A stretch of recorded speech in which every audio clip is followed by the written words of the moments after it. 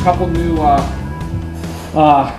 property incentives that just have been improved upon, just rolled out from the IRS. One of them is called disposition or abandonment. And all this really means now is that if you have a client that's doing renovation, and the great thing that you see around Detroit right now in Oakland County, there's a ton of buildings being rehabbed, remodeled, renovated, putting energy efficiency within the buildings. It's awesome to see. But there's a tax incentive now called abandonment/disposition rulings that allow that when you're gutting a building or demoing a building, a lot of those assets are tangible personal property. And they can be written off in a format that normally you wouldn't have been able to. You would have to bury it in the land or cost of the land basis. And so we're able to monetize all of that personal property, like Scott said, like lighting, electrical systems, HVAC systems, elevators, walls, can now be, there's still values on those assets that we come in as from an engineering company, and we actually go into the building and we'll look at all those assets that are going to be tore out, and we'll put together a study that can turn into cash. I'll just leave it at that for the owners. And again, I would say 99% of the building owners out there are leaving this type of money on the table. So we come in, we'll do a free review, we'll take a look at the cost segregation side and how the building is depreciating, okay? If it's depreciating over 39 years, that's the wrong way, that's the old way. We need to do it the new improved way. We can write that building off, a big chunk of it, let's say 30%, in some cases up to 40% over a 5-year period. So just think about that, that can be very lucrative. Do you want me to get into? No, what I want to say about the other two things too. Look, if you're making a widget every day, that's what you're really, really good at. You're not good at taxes, okay? My background, I have an undergrad in mechanical, a master's in manufacturing. I know how things are built. So when I walk in to a facility, I'm looking at what they're doing, and then, I'm calling Terry and saying, hey, we need to look at them, Especially what I love about it is the whole R&D thing. If you got a client or if you own a company and you're doing something that's setting you apart from your competitors, the IRS is going to look at that as R&D. Most of us think in the true sense R&D is what? Research and development. I got to have the white lab jackets and the clean room.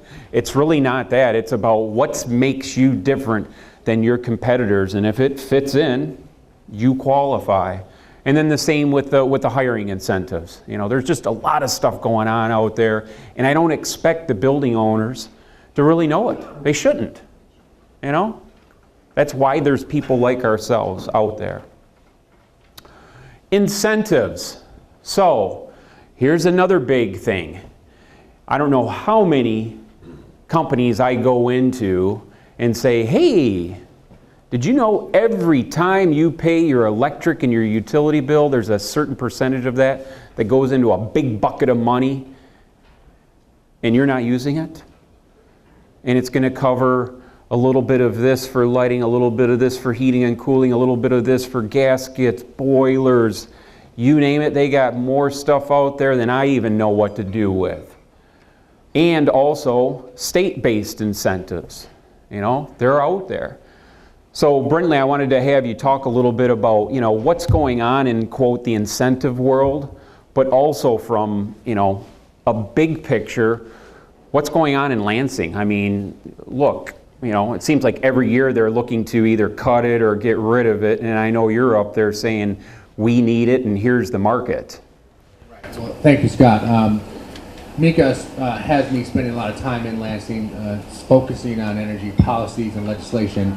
And certainly when it comes to the utility incentives that are currently in place across the state, please don't misunderstand what's happening with Public Act 295. It is not going away. So essentially, if you like the utility programs that we have now, with the requirements that they essentially save 1% of their electric costs and 0.75% of their gas every year, those programs are not going to go away.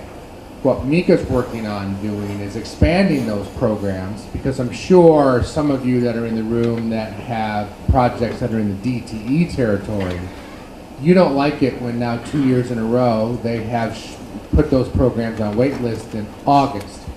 One of the reasons is because you guys have done your job and utilize those funding that's available for those programs. If we can figure out a way, and we have made the suggestion to expand the funding opportunities, i.e. specifically, eliminate the utility spending cap requirement that's contained in Public Act 295. The utilities will then have more flexibility to allocate more funding to those programs so that they run all year long as opposed to what they are currently right now. So that's a good news story, and that's something that Mika is fighting very hard to do. I can tell you that Michigan is in a very, very good position when it comes to embracing energy efficiency. We have a sympathetic governor, we have a very, very supportive Michigan Public Service Commission, and we also have a legislature that is friendly towards energy efficiency. And that's both in the Senate side under Senator Mike Knopf, and on the House side under Senator Eric Nesbitt, who is moving to the floor leader. So there's some opportunities there to continue to do what we need to do at a legislative level to make sure that the message that energy efficiency is an important element of Michigan's economy is heard in Lansing, and that's what we're trying to do. Mm-hmm. And there's a lot of moving parts in that. Yep. A lot of moving. Yeah, just a lot of moving parts. The good news is, as potential clients, we take care of it all. We fill out the forms, we do all the calculations. The only thing I need you to do is sign it and cash the check. I mean, that's the sweet thing about it. However, if I can just interject one very important piece about the main point of today's discussion about PACE financing. Because of the great work that Andy and his crew did to get the legislation passed to allow PACE financing to happen, government is no longer involved. There's no mandate piece to it. There's no requirement piece to it. There's no cost to taxpayers piece to it. So all that political rhetoric that we all love so much is not in place in the PACE programs, and that's a huge piece of the puzzle. There is some political positioning when it comes to the energy optimization programs, but that is starting to be less and less and less as we see specific types of legislation pass the House and the Senate with huge margins, like 108-2 was one specific piece of legislation that helps create an on-bill financing mechanism for municipal and co-op utilities. That passed the House 108-2. That is not bipartisan. That's called a slam dunk. So what's great about PACE is it's not political, and these utility programs are becoming less and less so. Yeah. The other thing that I want to share with you, just so you know how these things work too, is that our policy is when we get involved with a client, we always submit a pre-application. So it reserves the funding. You know, you want to make it. I'm not saying even working with us, anybody that you're working with and you're doing utility incentives, make sure you get them reserved because they don't have to. You know, if it's a custom, they do. But if it's just a drop-down menu that says you're going to get this much for this, make sure they do the reservations. Why? Because as Brindley told you, you get that ugly email, oh, hey, we're out of money. If you don't have it in, you're done. But yet we've already went to the customer and said, hey, we're going to get you a check for 20 grand for putting all these lights in. So we don't look good. So we always do that. However, the other thing, because this thing has lots of moving parts, you know, you go out on the website, it's all public information, or at least most of it, and you're doing your drop-down menus, oh, I'm going to do this, this, and this. You tell your client, hey, I'm going to save you $2,000. Put your reservation in. You get a letter from a DTE. Oh, well, we changed the formula this year on T12 bulbs. Now, if you got a T12 bulb that's 8 foot long and it's a 65 watt, well, guess what? You're only going to get credit for an equivalent T8 bulb that's 32 watts.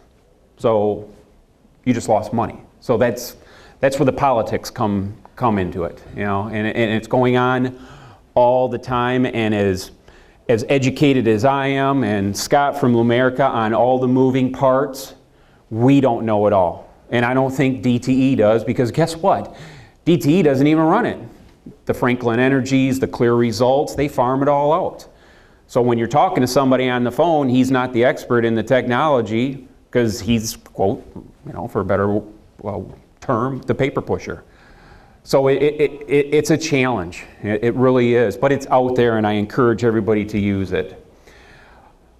All the other stuff, the federal stuff, Section 179D, EPAC, renewable energy credits, Now, you know, that's in the hands of our Congress, and they just finally approved them for 2014, and it's now what, middle of December, so good for them. But they still do exist. I have no clue or insight. I don't know if you do, Brindley, as far as from a federal level, what's going to happen with that. But again, this is just money left on the table. You know, EPAC, they pay you per square foot for lighting, heating and cooling, lots of different things. So there's just huge, huge opportunities. The renewables for geothermal, for solar out there, they're out there. And then, quote, other innovative approaches. Look, if you're in the state of New York and you decide to put in a CHP system, New York has a huge incentive program for that. So there's lots of stuff going on out there, and look, I would encourage you, you want to get involved, you talk to the Brindleys of the world in the state. Yes, Andy? Yeah, I just wanted to add one other one that you may get to it or whatever, but don't forget your rural projects. U.S. Department of Agriculture will give you a 25% grant. Or let me put it another. They'll give you a grant to pay for 25% of an economic development project in a rural area. So if you're like me, you might think, U.S. Department of Agriculture, that means I have a farm and they'll help me do something. Yes. But if you own an IGA, you know, if you own the grocery store or the other commercial businesses in all those huge parts of the state that would be a rural area by the U.S. Department of Agriculture, they will pay 25% of a wide variety of economic development projects, including a whole PACE project. I mean, mostly would qualify. So that's a whole, if you're working out, you know, up north or in the thumb or in the heart of the state, you know, we're an agricultural state, so that's another thing out there. There's a lot of them. There is. And we put it all together with PACE. I mean, we want to insist that all of you working in the space, this is the Cadillac standard. We want everybody to package all the incentives for their clients, because this is the way to maximally benefit them. Yeah, again, it's not, quote, part of PACE. You know, some of the credits are going to show up in your first year, but a lot of the other things that we're talking about, all that's going to do is improve your margins. Bottom line, it's going to make you more money. Now, what I will tell you, and Andy can consent to this, this is something that happens quick. Okay, it's not like ring, ring, hey, I need a new light bulb tomorrow. All right, well, go buy it, because it's just not going to happen through PACE. There's a lot of moving parts. You know, we're guaranteeing it, so we're going to do our due diligence to make sure it's darn right. The financiers are going to do their due diligence to make sure that it's worth investing in. Everybody's got a lawyer, so everybody wants to look at the contracts. It just doesn't happen quick, but it does happen, okay? And here's the good news. Look, like I said, I spent a good majority of my time in corporate America. The projects that they do are budgeted. Budgeted projects are on a timeline. These projects that we're getting involved with, they're not even on their radar, okay? So when we go in and we say, hey, it might be 8 months or a year, A, it's not their money. B, they don't have to go to the board to get any money. And C, it wasn't on their radar. This is just a bonus to them. So part of it is managing everybody's expectations in regards to this, and also the commitment on the client's part. A, you're working with one entity. You're not working with Scott and Ann and everybody else in the room that's you know, a technology provider. We manage it as a PACE provider. We manage it all. Everything, the incentives, the partnerships, all of it. So the amount of time the client has to take has been reduced considerably.